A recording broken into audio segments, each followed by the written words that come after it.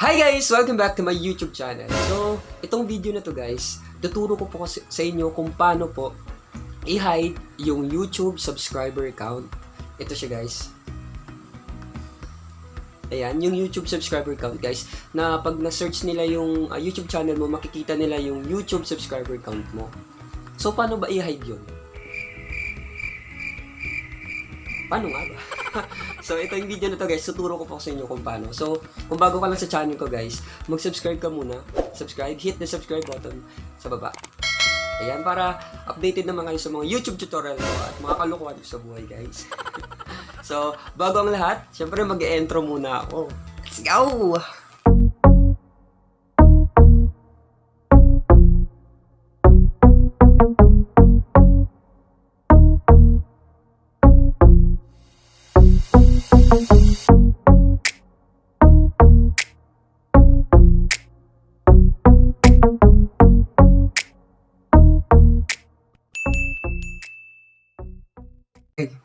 Okay, so unang gagawin guys is pumunta kayo sa YouTube.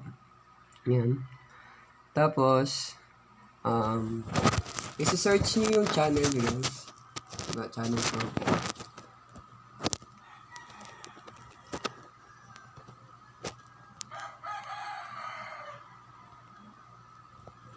Search natin. Okay. So, pag in-open mo yung channel mo guys, so, makikita mo dyan yung subscribers count. Ayan, so, meron akong 332 subscribers. So, paano ba mawawala yan? So, pag tinignan ng ibang YouTubers, so, pawalain natin yan guys sa pamamagitan ng, pupunta kayo ng Chrome, Google Chrome. Okay, so, punta kayo ng YouTube guys, yung Chrome guys, tapos i-search nyo www.youtube.com. Okay. So, tingnan natin. So, pag lumabas dito guys, punta kayo ng channel nyo guys. Okay. Ano tayo ng channel natin. Tapos guys, pinutin nyo lang yung Creator Studio. Yan. So, makikita pa natin dyan yung subscriber count natin. Meron akong 322 subscribers. Tapos, Creator Studio. Pinutin nyo lang yun, guys. Tapos, guys, punta kayo ng channel. Okay. Channel. Tapos, meron yun, guys, options. Merong status and features, monetization, upload defaults, branding, and advanced. So, pindutin nyo lang guys yung advanced. Ay, sorry. Advanced, yan, advanced. So, sa advanced guys, merong advertisements, AdWords count, account linking. Tapos, dito nyo guys, masiset yung subscriber count kung ayaw nyo i-display sa mga YouTubers o sa mga magkikita ng channel nyo. So, eto guys, yung subscriber count. Ayan. So, may option dyan, display the number of people subscribe to your channel or do not display the number of people. So, do na tayo. I-set natin. So, do not display.